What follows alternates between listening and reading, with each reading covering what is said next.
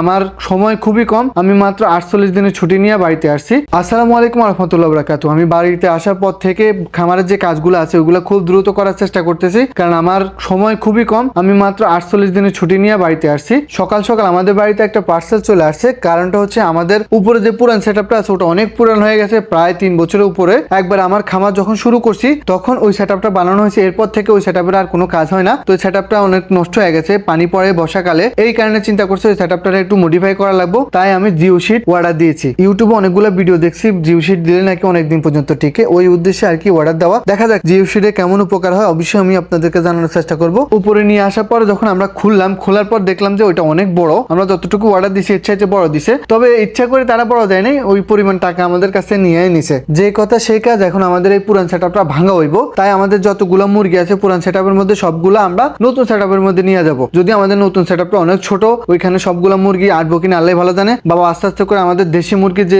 বাচ্চাগুলো আছে, গলাশিলা যে বাচ্চাগুলো আছে ওইগুলা ধরিয়া লেতেছে খাঁচার মধ্যে। বাবা বাচ্চাগুলো নিয়ে ধরে চলে আসছে আমাদের নতুন সেটআপের মধ্যে। নতুন সেটআপের মোটামুটি একটা বড় খাঁচা আছে, ওই খাঁচার মধ্যে রাখিয়ে দিছে। আশা করি এখানে এরা ভালোই থাকবো। আর এদের সাথে আরো কিছু মুরগি নিয়ে আসতেছে, একটু পরে আমি আপনাদেরকে দেখানোর চেষ্টা করব। আর ঘর ভাঙার জন্য আমার ভাই চলে আসছে, আর বাবা ভাই একসাথে কাজ করব। আর ঘরটা এখন আস্তে আস্তে ভাঙা শুরু করব। ভিডিও শেষ হইতে হইতে আপনারা দেখবেন যে আমার ঘরটা ভাঙিয়ে এলেছে, মানে আবার নতুন করে তো অবশ্যই বানাতে হবে, ওই ভাঙতে হইব। তো এই পাশে যে ছোট মুরগির বাচ্চাগুলো আছে ওইগুলো আমি ধরে নিয়ে যাইতেছি। এখন এগুলা তো ধরে নিয়ে যাইতেছি, নিয়ে ওদের সাথে রাখতে হইব। আগে যে বড়গুলা দেখছেন না ওইগুলোর সাথে রাখতে হইব। তো এরা যে মারামারি করবো আল্লাহ ভালো জানে, কিন্তু আমাদের হাতে কোনো অপশন নাই, আমাদের জায়গা নাই। জায়গার সংকটে থাকার কারণে সবাই একসাথে রাখতে হইব। আল্লাহর নাম পড়ে এদেরকে একসাথে দিয়ে দিছি, জানি না এরা মারামারি করবো কিনা। এরপর চলে আসছে আমাদের যে ব্রাহ্মা গুলো আছে ওইগুলা নেওয়ার জন্য। দেখেন আমাদের ব্রাহ্মা গুলার কোয়ালিটি কেমন, আশা করি আপনাদের কাছে ভালোই লাগবে। তবে আমার ব্রাহ্মা গুলার কোয়ালিটি মাশাআল্লাহ আলহামদুলিল্লাহ খুবই ভালো।